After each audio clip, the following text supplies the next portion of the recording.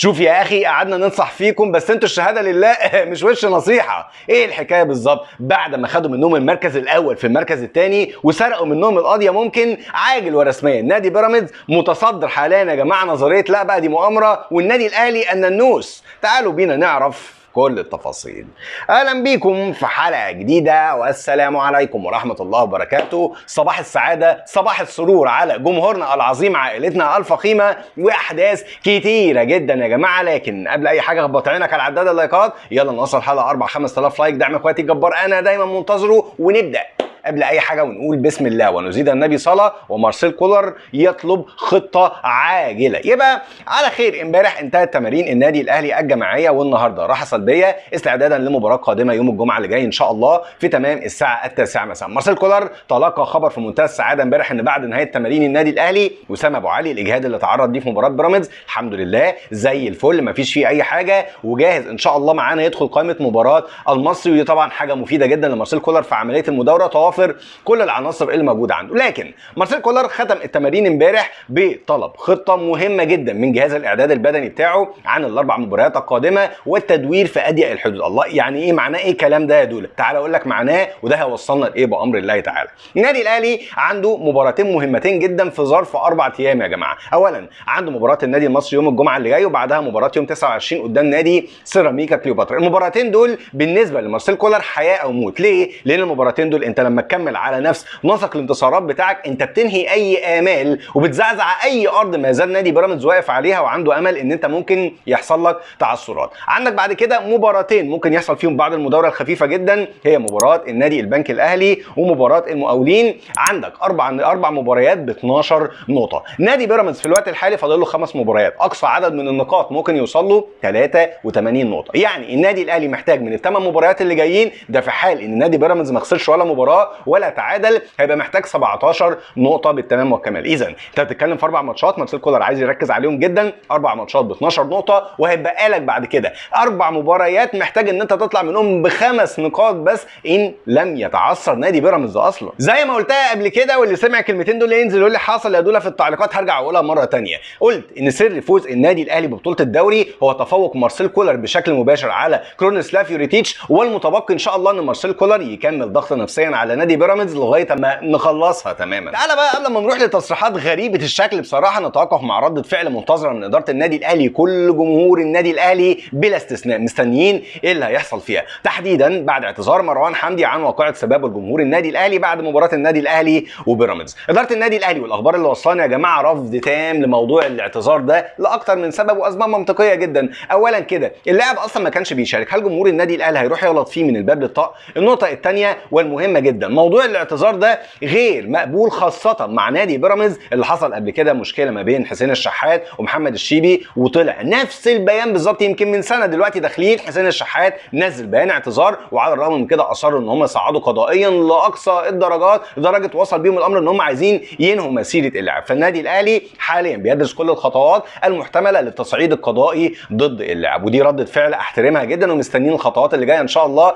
لكن انت عارف ايه اللي يضحكك في الموضوع بقى؟ ان العيال الارزقيه اللي بيخشوا نادي الزمالك بيقبضوا منه عشان يدوروا السوشيال ميديا هناك، طالعين بيتكلموا بيقولوا ايه بقى يا جماعه؟ الله، ايه يا اهلي في ايه يا اهلي؟ يا سيدي ما تعتبروا امام عاشور، هو مش امام عاشور سبكم ولعنكم، ايه المشكله يعني؟ بقول لكم إيه يا ترى مروان حمدي هيلبس تيشيرت النادي الاهلي امتى؟ نقول مبروك امتى؟ ورغم ان الناس دي لا ناقه لها ولا جمل، بس خليني اقول لك على كلمتين ابرك من 10. اقتطاع جزء من المشهد الكامل ده قمه التدليس، وده متعودين عليه منكم. يعني امام عاشور جه النادي الاهلي بعد ما النادي الاهلي خد منه حقه قانونا واوقف 12 مباراه، وبعدها اللاعب طلع اعتذر وهو موجود عندكم، وبعد كده سابكم، وبعد شهور خبط على باب النادي الاهلي والنادي الاهلي تعاقد معاه. ان كانت دي نقطه، فالنقطه الثانيه والمهمه نقطه اقتطاعك للمشهد. في رواسب قبل كده ما بين النادي الاهلي وبيراميدز وموقف بحذافير وتم، وبالتالي النادي الاهلي مش ممكن ابدا ان هو يحيد عن تنفيذ اللي عمله نادي بيراميدز مع حسين الشحات، ده قمه التدليس. لكن هرجع واقول لكم ايه، انتوا المناقشه معاكم اصلا مضيعه وقت. والله واضح يا جماعه ان نادي الزمالك بيدفع حلو، وطالما يا جماعه نادي الزمالك رجع فتحنا في الضحكه مره ثانيه، فتعالوا نكمل ضحك شويه قبل ما نروح لنظريه المؤامره الجديده. والكلام هنا على لسان مدير كره السابق في نادي نادي الزمالك وخدوا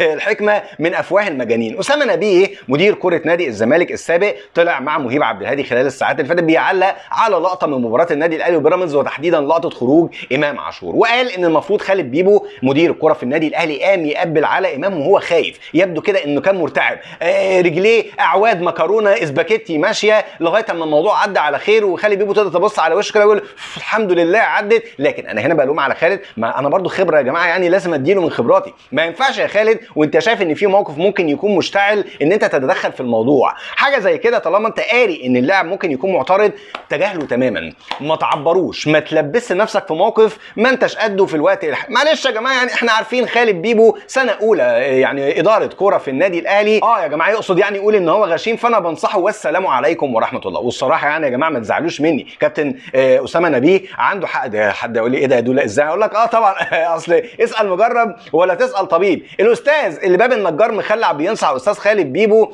اخش اجيب لحضرتك من جوه لقطه مصطفى شلبي وهو بيتجاهل ان هو زي ما بعرض عليك كده، لقطه مصطفى شلبي وهو بيتجاهل ان هو يصافحك بعد ما زهق منك ايام ما كنت مدير كوره في نادي الزمالك، وكل شويه تطلعه وتنزل ابنه مكانك، لدرجه انه في مره وهو خارج تجاهلك خالص وانت رحت تجري وراه عشان يسلم عليك وفي الاخر تجاهلك. اخش اجيب لك لقطه شيكابالا وهو سقع لك وتعامل معاك على انك سلبندر قاعد في الارض في مباراه نادي الزمالك وبيراميدز، ولقطات كل الناس شافتها. انت متخيل ان اللي مر بالتجربتين المهينتين دول بيقول لخالد بيبو وبينصحه ما تجيش جنب امام عاشور وما تكلموش؟ مش مهم النادي اللي حضرتك شغال فيه يولع بجاز، المهم صورتك انت والايمج بتاعتك. بقول لك ايه تفويته، اسكت خالص. تعالوا بقى قبل ما نروح للجزء الخاص بشائعات انتقالات النادي الاهلي والدوري المصري نتوقف مع تصريحات والرد عليها، واعتمد بعد فضل ربنا ثم عليكم ان احنا نرجع نصحي الموضوع ده مره ثانيه عشان اتدفن وابتدى يختفي كده ومحدش بيتكلم عنه. الكلام عن مين يا جماعه؟ انا احمد زاهر احد اداريين نادي بيراميدز اللي حط تويته خلال الساعتين اللي فاتوا دول بينتقد فيها اوضاع الكره المصريه بعنوان والله احنا ابطال ان احنا بننافس اصلا. الله ايه اللي مضايق حضرتك يا استاذ احمد؟ قال لك بص، ما هو انت لما تيجي دلوقتي تقول لي وقف لي الشيبي ما تلعبوش عن المباريات واقول لك حاضر، وبعد كده رمضان صبحي عنده مشكله في المنشطات وموقوف عن اللعب اقول لك ماشي، اما تاخد مني ابراهيم عادل رغم ان انا متفق مع الجهاز الفني للمنتخب الاولمبي ان هو يخرجوا لي العب بيه مباراه النادي الاهلي وبعد كده يسترجعوه مره ثانيه، لكن لان النادي المنافس زعل فما تلعبش من غير ابراهيم عادل ماشي وماله. اما تعيد لي مباراه سموحه من نص المباراه، من المباراه المفروض كانت تتحسب لي 3 نقاط واقول ماله. حضراتكم دلوقتي كمان بتبتزونا بموضوع ان الحنفي ادار مباراه نادي بيراميدز ونادي المقاولين وان المقاولين من حقه ان هو يشتكي ويحصل على ال3 نقاط او المباراه تتعاد كمان. لا يا جماعه، مش بقول لكم احنا ابطال اصلا والله ان احنا مكملين في المنافسه لغايه دلوقتي. وطبعا اسهل حاجه في الدنيا يا جماعه ان انت تخاطب الجهلاء اللي بيصدقوا كلامك من غير ما يراجعوا وراك. عشان كده نوضح الامور بس. اولا بالنسبه لموضوع الشيبي اللي حضرتك بتقول يتوقف، هو الشيبي ما لحقش ان هو يتوقف. الشيبي بعد ما رفع دعوه قضائيه كان المفروض اتحاد الكوره على حسب نص لوائح الاتحاد يتوقف من شهر 9 اللي فات بعد ما صعد قضائيا، والمفروض الفتره دي كلها كان موقوف لغايه اما يتم الحكم قضائيا، لكن على الرغم من كده الشيبي كان بيلعب معاك الفتره دي كلها. مشكله رمضان صبحي والله مش مشكلتنا ان في عند حضرتك لاعب كان بيتعاطى منشطات، ولو حد منكم عاقل يقدر يرد على الادعاءات دي، في ادعاءات طلعت ان رمضان صبحي قعد شهر كامل بعيد تماما عن اختبارات منشطات ثانيه، لان في الفتره دي بياخد مواد عشان يغسل عشان اثار المنشطات اللي في جسمه تروح، وبعد كده يقدم عينه ثانيه تكون نظيفه ما فيهاش حاجه. وبمناسبه المنشطات، سمعنا ان مروان حمدي والشيبي ما عملوش اختبار المنشطات بعد مباراه النادي الاهلي وبيراميدز، اصل هم كانوا غضبانين جدا. هو مش المفروض ده على حسب عرف لجان المنشطات تهرب من عمل العينه، وده المفروض تعتبر عينه ايجابيه واللعيبه تتوقف. اما بقى بالنسبه لابراهيم عادل اللي مسجل 5 تجوان من بدايه الدوري لغايه دلوقتي، افضل لاعب في مصر على حد وصفك،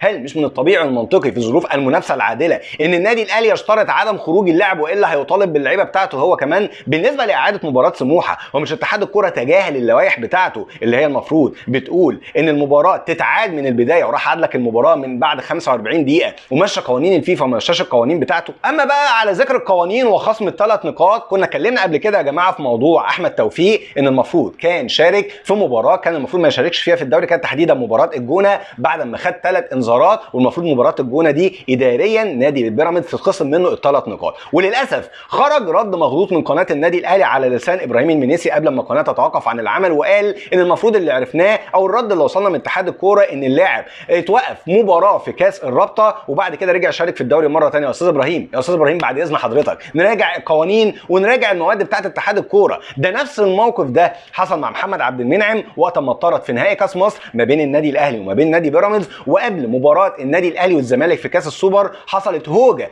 كبيره جدا ان محمد عبد المنعم المفروض ما يشاركش. وقتها اتحاد الكره رد رسميا ان الماده رقم 35 من لائحه عقوبات الدوري المصري ان الكروت والعقوبات الخاصه بكل بطوله بتكون منفصله عن اي بطوله ثانيه. يعني المفروض حجه ان اللاعب شارك في مباراه في كاس الرابطه المفروض تنتفي تماما مع وجود البند ده. شير شير شير عشان نرجع نصحي الموضوع مره ثانيه، عشان الاستاذ اللي بيقول لحضرتك انتوا بتهددونا باللوائح، في لوائح اهي وعايزين حقنا من حضرتك. اعتمد بعد فضل الله ثم عليكم في عمل اقصى عدد من الشير للحلقه دي عشان الموضوع ده يرجع يتفتح مره ثانيه. اللي زعلانين وبيقول لك لا بقى دي مؤامره. وتعالوا نروح للخبر الاخير، خبر انتشر بشكل كبير جدا عن دخول نادي الزمالك في مفاوضات مع صفقه نادي الاهلي ومطلب كولر الاول وهو يحيى عطيه الله. الاخبار اللي طلعت او التصريحات اللي طلعت منسوبه لمحسن المعادي وهو وكيل اعمال اللاعب اللي طلع اتكلم وقال المفروض في خلال 48 ساعه هيكون تم حسم مستقبل يحيى عطيه الله. ما زال لغايه دلوقتي نادي بريس بوليس مقدم عرض لكنه ضعيف ماديا بالنسبه لاداره نادي سوتشي، لكن المفاجاه الكبيره جدا